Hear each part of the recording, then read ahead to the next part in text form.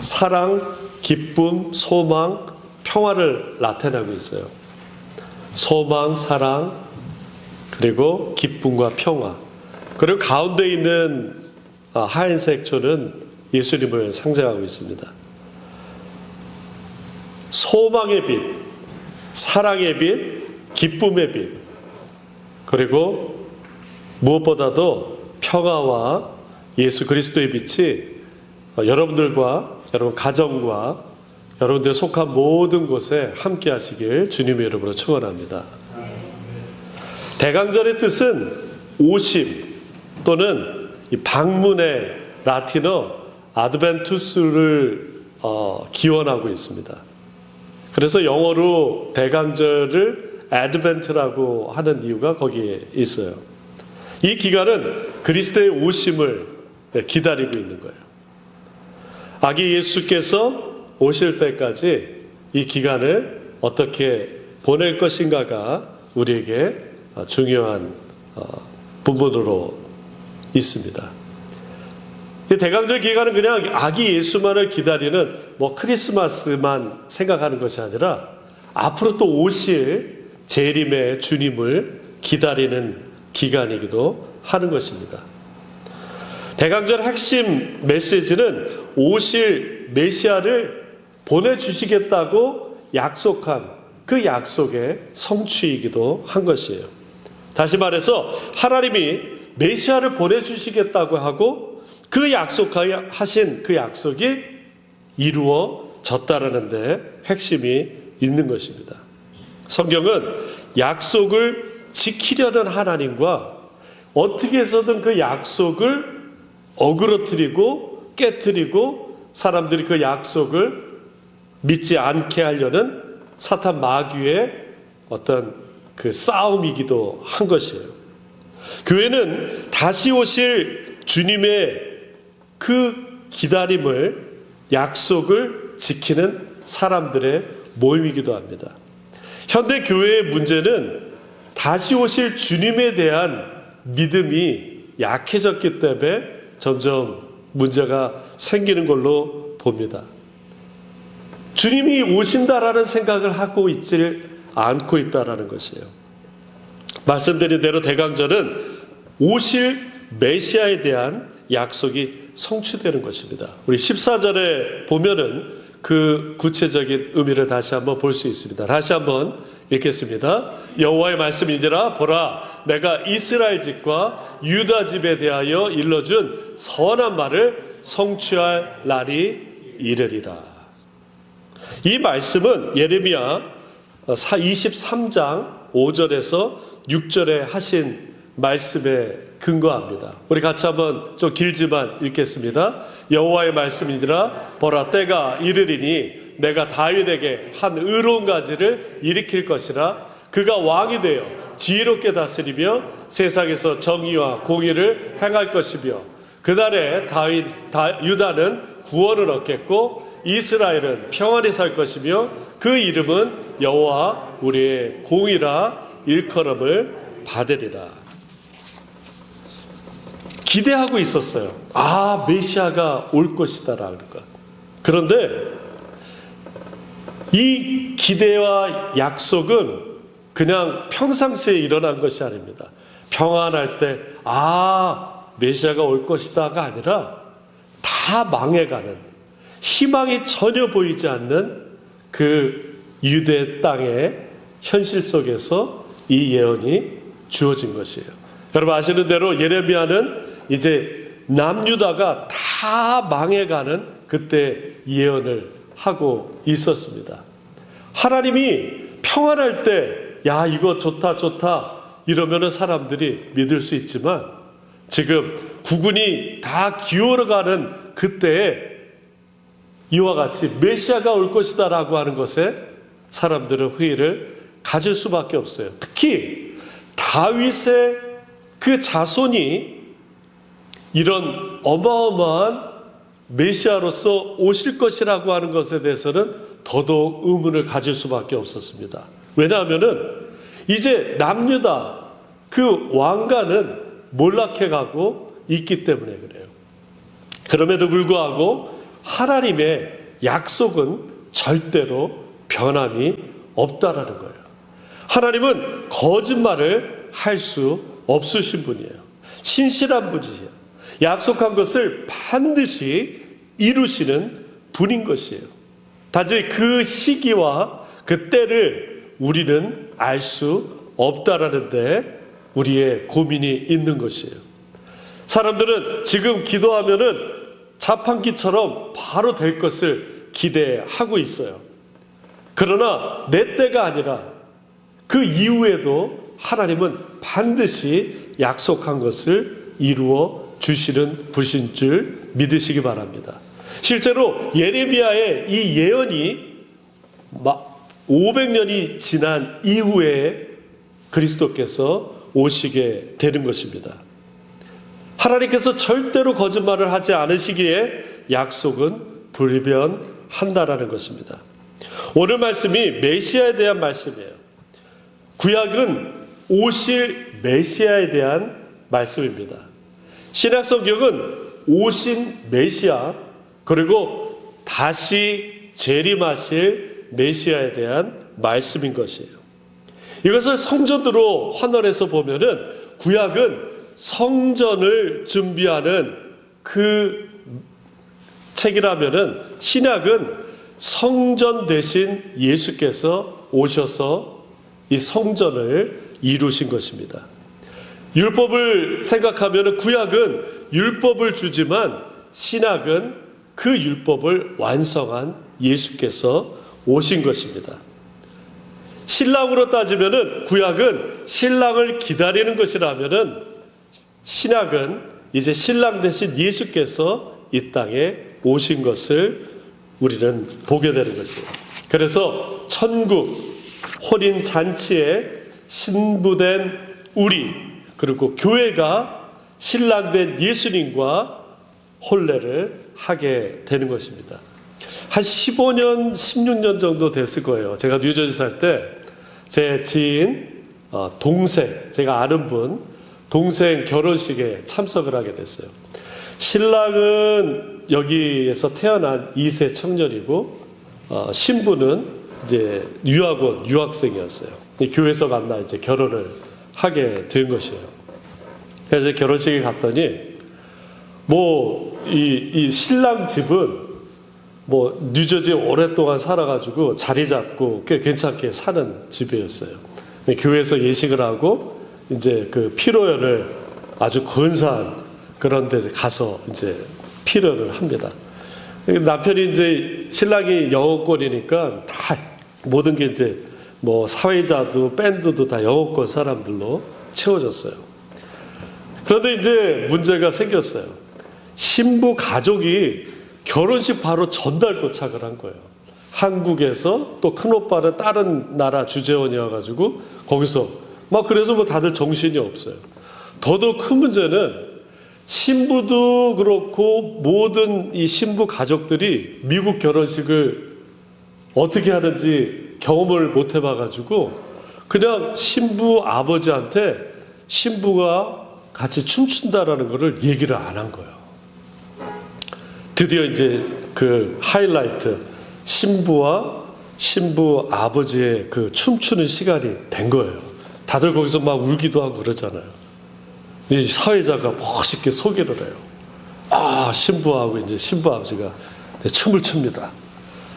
그런데 신부 아빠가 거기에 대한 정보도 못 들었을 뿐만 아니라 벌써 술이 이만큼 채여 있었어요. 그 한국 아저씨 그 특유의 스타일 있잖아요. 와서 춤추려니까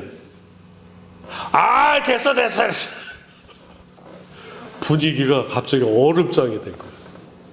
미국 사람들은 막 당황했어요. 겨우겨우 가족 중에 한 명이 나가가지고 춤추고 이제 이 사회자는 뭔가 메이크업 하기 위해서 신랑과 신랑 엄마의 춤추는 시간이라고 이제 띄웠어요. 신랑 엄마 그 권사님도 멋진 드레스를 입고 아들하고 이제 춤을 추기 시작했어요. 그런데 신랑도 그렇고 신랑 엄마도 하염없이 둘이 막 우는 거예요. 그래가지고 제가 제 생각에는 신랑이 이제 평생 키워준 엄마 이제 떠나서 이제 결혼하고 어디 멀리 타주로 이제 가는구나. 뭐 이렇게 생각을 하고 물어봤어요. 아유, 신랑이 이제 멀리 다른 주로 가나 봐요. 그랬더니 그 옆에 있는 분이 그러는 거예요. 아니요, 그 윗집에 사는데 2층에서 신혼집이 위층인데. 그래서 아니 왜 울지? 유대 결혼식은 약혼을 하고 신랑이 고향으로 떠나서 집을 마련한대요. 그리고 1년 정도 지나서 와서 이제 신부하고 결혼식을 하는 거예요. 여러분 신약 성경 보면은 그런 배경들을 많이 보게 됩니다. 그 언제 올 줄 몰라요, 신랑이.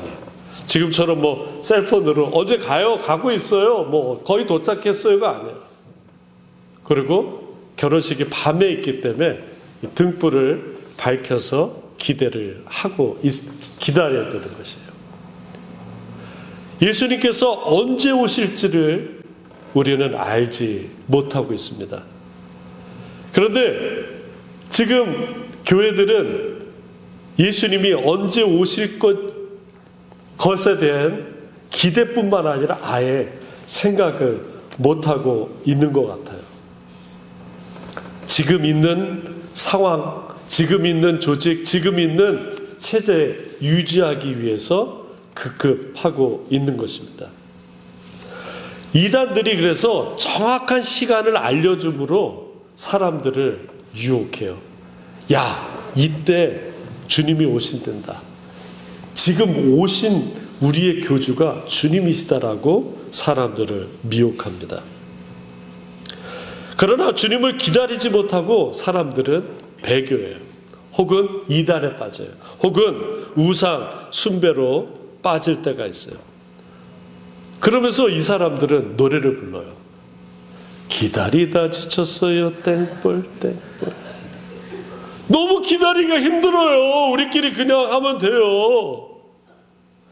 실제로 모세가 하나님의 말씀을 받으러 시내산에 갔을 때 사람들이 기다리질 못했어요. 그리고 금을 모아서 금송아지를 만들게 되었습니다. 예수님이 신랑이고 우리는, 그리고 교회는 신부예요. 우리가 교회이고 우리가 예수님의 신부들입니다. 우리가 이 땅에서 신랑 대신 예수님을 기다리기 위해서 반드시 우리가 갖춰야 될 것들은 성령 충만이에요. 성령 충만하지 않으면 어떻게 된다고요? 기다리다 지쳤어요. 땡벌 땡벌만 부르게 되는 거예요. 제자들이 성령 충만해서 교회를 세웠습니다. 제자들이 성령 충만해서 선교하고 전도했습니다. 성령 충만해서 하나님의 나라가 확장될 수 있었던 것이에요. 반면에 교회가 성령 충만하지 않으면 어떻게 돼요? 교회로서의 존재 의미가 점차 희석되는 거예요. 정체성이 없어지는 거예요. 내가 지금 왜 여기 있는지 알지 못하는 것입니다. 신경의학에 신경 가소성이라는 말이 있대요. 그게 무슨 말이냐면 우리의 뇌는 계속해서 변한다라는 그런 현상이라고 합니다. 그러니까 1980년대까지는 우리의 뇌는 어느 나이가 정도 지나면은 딱 고착화됐다고 그렇게 연구가 됐었대요. 그런데 이후에 계속되는 연구에 의하니까 아니라는 거예요. 쓸 때, 새로운 학습이 들어올 때 그것이 발전된다는 거예요. 실제로 2000년 영국의 인지신경과학자 엘리너 맥과이어라는 분이 16명의 택시 운전사들을 모셔다가 이 fMRI로 그 뇌를 측정을 했대요. 그랬더니 이분들의 뇌가 다른 어떤 사람보다도 공간 이동 능력이 훨씬 더 발달되었다라는 것을 발견하게 되었어요. 다시 얘기해서 이 fMRI로 측정한 결과 우리 뇌는 언제부터 변하냐면은 결심할 때부터 변한대요. 결심할 때부터. 결심한 사람의 뇌와 결심하지 않은 사람의 뇌는 다르다라고 이 연구 결과에 나온 것이에요. 올림픽 선수가 금메달을 따진 않았어요. 그렇지만 내가 금메달을 딸 수 있다, 내가 금메달 선수다라고 할 때부터 뇌는 다르게 작동한다고 합니다. 믿음도 비슷해요. 우리 믿음은 자유의지를 통해서 결단하는 것이에요. 결단하는 사람은 얻게 되는 것입니다. 아브라함은 너는 너의 고향과 친척과 아버지의 집을 떠나 내가 내게 보여줄 땅으로 가라 라고 했을 때 그를 주저하지 않고 결단하고 그는 떠나게 됐습니다. 이에 아브라함이 여호와의 말씀을 따랐고 롯도 그와 함께 갔으며 아브라함이 하란을 떠날 때에 75세였더라. 혹시 아직 우리가 75세 되신 분 없죠? 그런데 아브라함은 75세에 결단을 했어요. 그리고 하나님의 말씀을 믿고 나간 것입니다. 충분히 의심할 수 있어요. 충분히 불순종할 수도 있어요. 근데 그가 결단했습니다. 천국은 허구가 아닙니다. 만들어진, 꾸며진 상상의 그곳이 아닙니다. 왜냐하면 그곳은 하나님이 만든 곳이고 하나님이 계신 곳이기 때문에 우리의 믿음의 대상은 하나님이에요. 하나님이 우리의 믿음에 응답하시는 것이에요. 그렇기 때문에 우리의 기도의 응답은 분명히 있는 것입니다. 오늘 예레미야가 말한 다윗에게 한 의로운 가지가 일어나 왕이 되고 지혜롭게 다스리고 세상에 정의와 공의를 행할 왕이다라고 하는 것은 신약의 예수님입니다. 구약의 약속이 신약에 성취된 것이에요. 반드시 하나님의 약속은 이루어지는 줄 믿으시기 바랍니다. 예레미야가 다 망해가는 남유다를 보면서 야, 이제 볼 것 없다, 어떻게 저기서 선한 것이 나겠냐라고 하지 않았어요. 나라가 망할지라도 하나님 나라는 영원하다는 것을 믿고 선언하게 된 것입니다.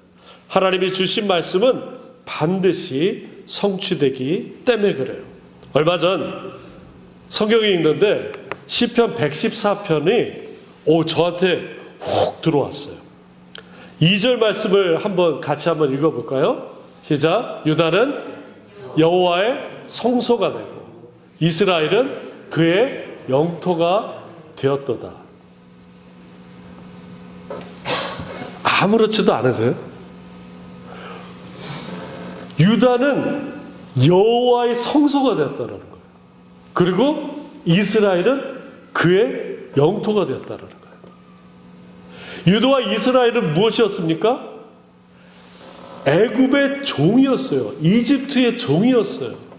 그냥 소와 같이 먹여주는 거 먹고 일만 하는 그런 존재였습니다. 그런데 하나님의 은혜로 구원받아 무엇이 됐다고요? 하나님의 성소가 되었다는 거예요. 그리고 더 놀라운 것은 하나님의 영토가 되었다는 거예요. 하나님이 소유한 땅이 된 거예요.